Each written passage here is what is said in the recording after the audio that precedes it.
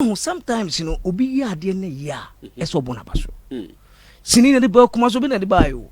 But obi ato aso every time ya. A transition. And omo pick it from YouTube no. Come on pick it and kasini adwuma no kagu. There is no way an industry would die. Like the film industry. How can you say it's dying, it's dead? It's like, what do you mean when you say? I could send you an microphone to me, you move money. Captain Hambon, which you tembono. Abono. What is he saying? You see, that is how they talk. And Emma Obisu feel say, or no, na kuma would buy. And then or no, Uncle Kumawood in your Kumawood. How can you say that? And yeah, Kumawood is 7 and maybe we cram street me street me no more crying.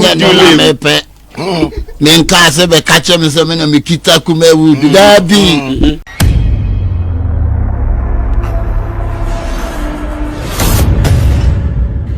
Days ago na make catch say I say amafobik can some say Dr. Likee you know na kin for Kumawood empempre any ade amache say wa granting 1 or 2 interviews bia utimi say na all kasa efa niema ekoso no eho kan wa abro ni bisa na me kasa ade na duro no nko aso ade na topic aye discuss tira bepe enye Kumawood 7 na me bekita we cram street me street me no mo kra nya na mepe men kase be catch me say me na Mikita Kumawood that be street promi na mesu apart from street me emu say da bia metime anya akwara ogina traffic mienu miensa no so abetwa bi no nya bibia no so abe star asa enya me na ena es like na dabi me na me de buy ena go de bikusi kwa wo bikusi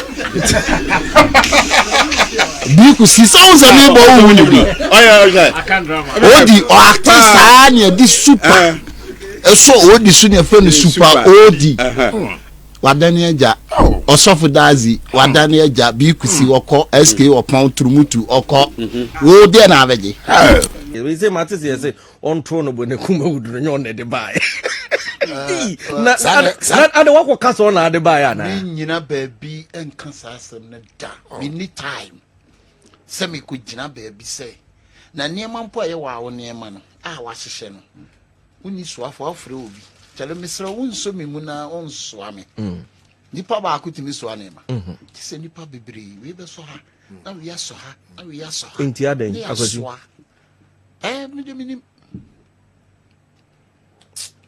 nyina baabi nso nkoka baabi ena woni pakro wonte mano ene kasa so etime dia me no do ba mi bia maba mu chese wo twa me mene unia bambuo debi me ni abambuo esole me wa me shazi kasi o esole ametuma de enu na me kase se enye de wo no na ye me die o de wo de no na ye me die yeti konkura na what yes ye nyina ye boa na industry na ye dey apega enye me nkoa na me ko pega wo me nkoa me ntimi ade so we metimi ntimi me ni me nuanom me colleagues ene ye nyina ye dey ye nti se banes ene ye twabo me na ye di matema enye no an say yi konfan koma pembe bia tan ma pembe dokunu bi adi finally yes ka kum ye je no hwanyanum kwaku anum na yensa kokromoti ho so emopo enipa enam so ema sini eba akumase ebusua yakọ ne nchen yabusa no ono so ne side of the story say emprempre hwan na Kumawood no esini na aso eye Dr. Likee anase enye ono na ebusua wakasa wachechire nsemu memo otie enti na mebete ho akyerɛw aha eye AJ gossips mesrew say obɛkyerɛw adwen afa video a obɛhwe ho ɛwɔ comment section na wi a wa share so ama wonu ya bi nsa atumi aka evangelist Asamoah nyameche ono ena ye kofa bai a oda miracle films ano na ye papa dia wunya bɔ ne dia utumi se wo ye tetefo ni dia eye bible man ko ye tete adifo ni dia enam ne so ena Kumawood eba akumase anase sini eba akumase enti mentime ho ase a esori nansen na mamemfa wo nhyase ase kaka wanhwe nyina no ehya ase efi bra Polino multimedia ene bela Asamoah na me bra panyini etwetwe nkomo na obusa ne se yes nansen no Kumawood no enka ekofom na enam Dr. Likee so ena apagya ti se ono na ye king of Kumawood ena o se ehene ha dabi and this are Miracle Films. And fresh boy Papa J. Train come Polino multimedia here. Na on the key statement say Kenya Dr. Likee and the film industry is dead. Do you agree? No. That is an unfortunate statement. That's a very unfortunate statement. Why would he say that? Because in Kofobi break, I say Dr. Likee now hold the film industry. You see, let me tell you something. In as much as I applaud my younger brother for what he's doing, you see, let us not always be quick to overpraise. Okay. When you do that, you make the other people feel what? Okay. What are you talking about? No. Let me tell you something. You see, I am looking at it from this angle. Okay. Dr. Likee. Oh yeah, dear pa. Okay. But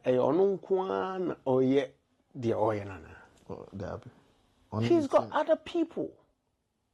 You know what I'm saying? Okay. He has a team. Yeah. Okay. So be on there front line. What is front line? What is front line? It is Captain a of the teamwork.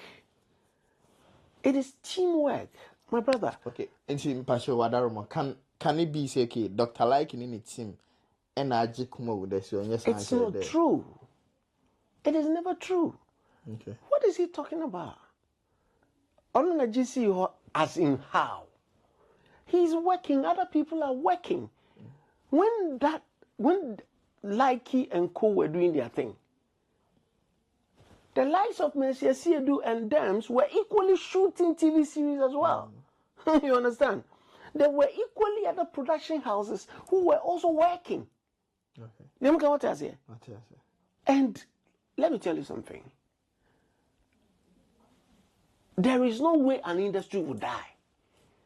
Like the film industry. How can you say it's dying, it's dead? It's like, what do you mean when you say it's dead? Say now you had the production like before and like if I said 2020 coming na nekofom pa. Nekofom na yede. Nekofom, but productions were going on. Yeah.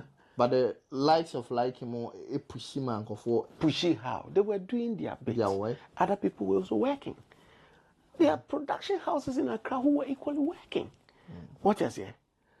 What I'm trying to say is that if we have challenges as an industry, it doesn't make it dead. It doesn't make it dead.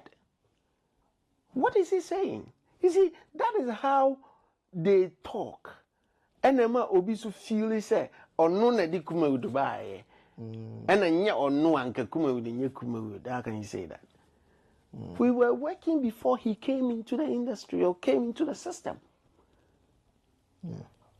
We supported each other. We were all worked. When you become the favorite of the masses, it doesn't mean that you are the single person who is holding everything. Because we have DOPs, we have editors. You understand what I'm saying? I don't think I may make a say. In as much as I feel say almost yeah, Jumano, there are other people who are supporting. And you go because a bako for no ABCD in the industry ni jina wa omo makano o yo mo den ubu omo nimti and I say o disregard omo effort. I was after interview we no utimi say anya Likee any sinifo ni bi de. Enti Likee interviews a wako nyina no che say okasa e ma yehunu say ono kran onfa nyina ba bia enka da say wono e na eye king of Kumawood. Enti finally na e was say yebopini eye ya papa evangelist Asamoah nyameche na ono so eche na adwen se ono ne nam ne so a sini ebe akumase enti de ekoso yi a ye twene sere ene abasai o se ne sei abusia ne nkire moni adwuma sini adwuma me nam de ba akumase Ghana de nyam nam de bae kumase ade me na di kan me de bae yes me de bae Nigeria for ababe yesini wo happen Zako Jimone Liz Benson mu Pete Idoche mu nyina kumase o mo babe yesini wo happen and the abasini na sini simina so but eduru ba bia aya na sometimes you know e bre bia ne bra ese utimi kamu no kura kire nipa nyina so just say me basini mu no na show yin na wo race ne orion ne sa no ma no ma de na captain ban ne bono no ne e fe no Victor Ruto on na ne bono yes ono se onna poster no so onna poster no so a emfa uko TV3 a yɛnhwɛ uko Orion yɛnhwɛ ansana eba aba be pie yɛfɛ no sɛn yɛfɛ amugimo so ne yimano amamo abeba ya Kofi Adjololo mu nyina be di mu akotene no ma eba ti mi be pie mu no na sini adwuma no ewo Grace Note mu ho ne ada yi no ana me di be ye bia ekofa Nigeria fo ibae ana mo be ka ho me yi sini jewels ne visitor ne asimo ne taafum sina Nigeria fo no hu se ene Ghana market no cry big eno mba omo be wura ye market no eno na collapse Ghanaian movies no ena Ghanaian movie no you could do Nigeria for some because that time we trust in you. No, the glamour boys, the glamour girls. Buy any no man. And you're trying to see who's a look. At the end said you see corner. Yam pet strategy be and to me and fat and stop Nigeria. A bedding. And you're trying to see who say, as you seen in your 10 year tree. Near any past 6. I afraid big 6. And you're trying to see as a lock. You should Santo. And you use Santo, and a Santo be born Nigeria for no show, and the industry is a page. Yeah, and the industry is page. Na Santo abe film, and a kini purpose abe page industry no call Nigeria. Ya trans yani hon mi trans ya and the me anam trans ya say ade be fa page a concert party for no. And I'm ko hu ajako. Me frɛ Jacko man be fi no so be. And I'm dear Jacko fire and the fire. And she said they come to you know yeah the boy Jacko. Jacko no record the crown. A free CD banning now will be antimi nyina so more than 10 years da.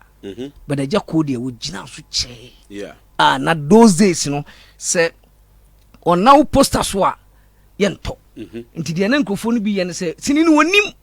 Ba de ajaba to poster no yeah ene okoto hwe na senye fa na wa wasebo ti wo ko won bi sanity enti na ade ana jako no ya salayo otwa obi ya salaya buku atabu agene manager buku wo de bi to so 6 months e bi to obi a delay e bi a je se ye mu bia na ye father na je se ye ko na ye ko aja se okay father de enti mo ni line chesa ne se obetwa mami san ne te enti ajako ene industry ni kura no until say industry ni transition abemu a ye free CDs ya anye smart Nigeria for no dwane ko YouTube no ya contem ne da so gina all fight for CD ni so gu mo so mpesa betem ho ase so mpesa betem ho ase ene say akwase ntwene ne nkrofo ne bobo ne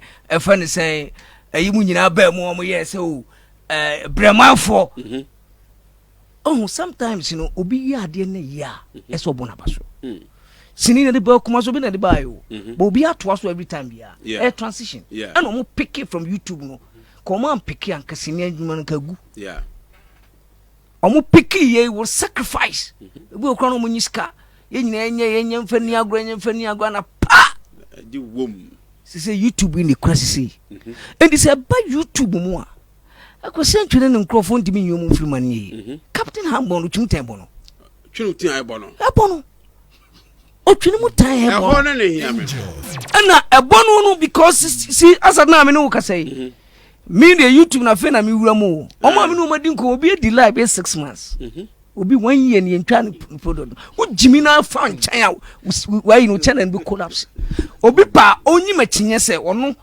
na you to YouTube mu a viewership obi nya ne bi ni woni wan ani e friend say look obi abobo pen but do Messi so no obi ehun say Messi na ebobo Ronaldo so o me ba Ronaldo so o mu mienu na ebo bo mienu na bo ba ko dia me so mi kwa Ronaldo na mpena say ani me no jabe Ronaldo na Ronaldo ba say Messi no tan na bebre o ba Baby, I'm on who. Listen, I'm something. What's that? I quit what is something. Oh, how do you? It is son of I'm more be talent. Papa, Captain Handball Ebono. Why you new record? But when you record Nikura me waje. Waje from them. Waje from them. When you many be so waje atum. Majatum say waje record na from them.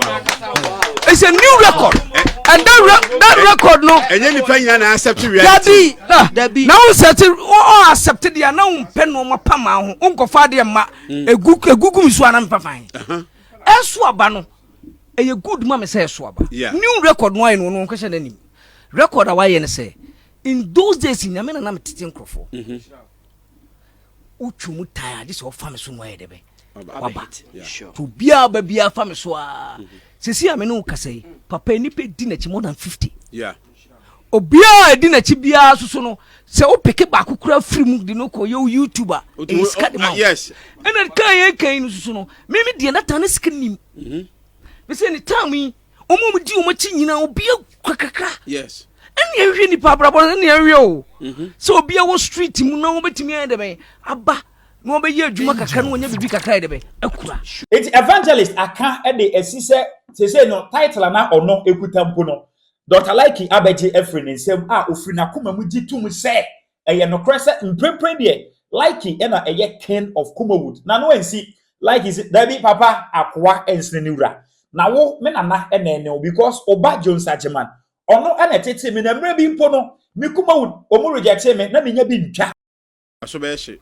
Papa ya boama ene nkra be nyina obia utimi se hu obia bon homode akra keto akra utimi se yes obia wo se otinase no ordinary dwe to for bit my bibi obia nim se odi na chi a content no we de ben obe create odi na chi na usua de sanity tumo se adwe no we so and wo de pa kono set ko he o move ani pe di atanya izo eye kuro enoko ade ne ka obebo sanity ni pe be nipa we ya sa de we ya yes Yamfane tonche obia obetwini mu town ne dikan. I'm telling you what capital. It's a breaking record. What breaking record. Say ono na di ni pa ba sisi. What you say? Yeah. Say me microphone nya be old. Say new one e ba nyina wono a. Enti na say me accept hu say what breaking new record. And that record no breaking. Say boy in some man.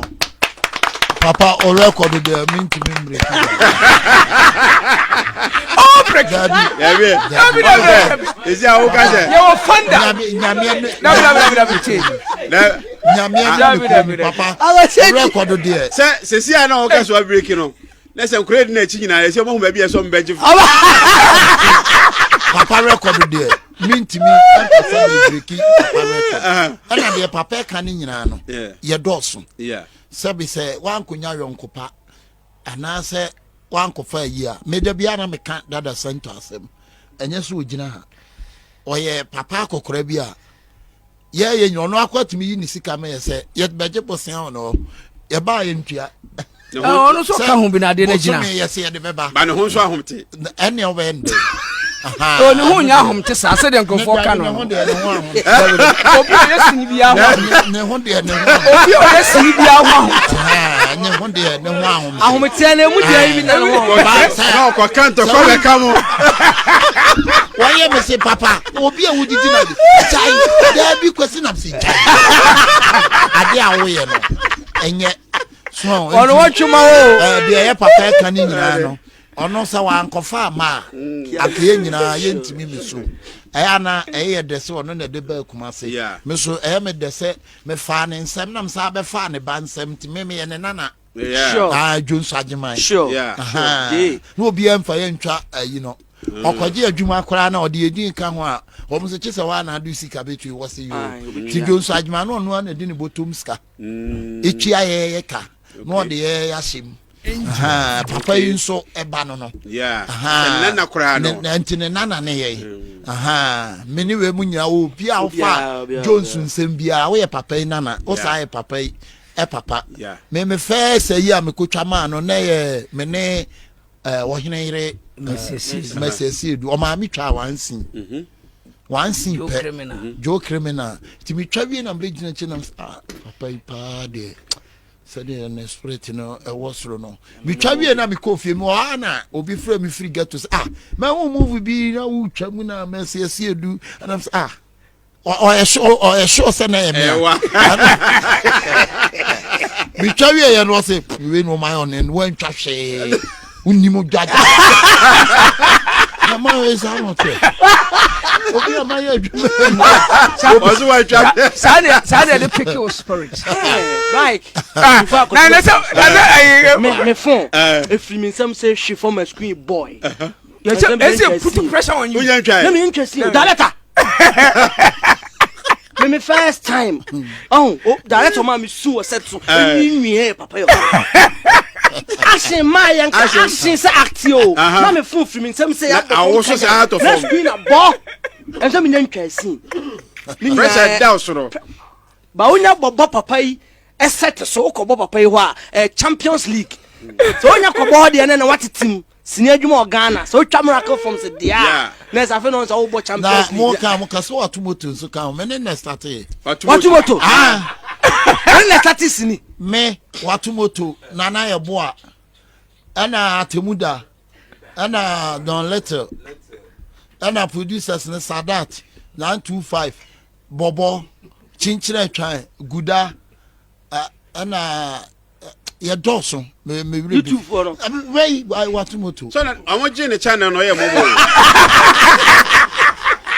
why no so na channel no na the channel na twa share panies pa na mebubo mu the channel na man ye mobo am je ye so enti ye nyina na ye all under Kumawood sabi ye nyina ye she papa yase na uti game na se a dede kakra ba mu na ma game no eti aya na nye ntokwa obi tie kire obefa ne say ntokwa normal enye ntokwa e game sa na game e ma ne de your musicians me enu bi wo ho a omo kan bom sesi anwom na enye de na true enye de football enye de rugby ne de e game ye otani entem ye nwiafo da bi aram kase se we kire na adwena eno nkire se oyetamfo abusanti ko hu abrewa no na kire se abrewa tia ese eye Likee and eye king of Kumawood because ono kwa title na ekuta no so abre de Likee age ono na etete characters but say no Likee characters are otiti wo mu no omudo oso chen wo no ne de me yeso se wote nsem no eni se wote ne ba bi so obi ka say na de but me no ase ye get nyame bra panyine bell wrong because ne nchiremu a ode ba ye no na enye bone so osi omudo oso enti se ye de ba akofo no mom e na ejina akase wono mom na LED a editors and as a crew members are oma kan so enti ni kwan say the title no e ma ba akofo but yante na se e was not feeling free na kire wa your comment section of video wa share ho aha eye AJ gossips background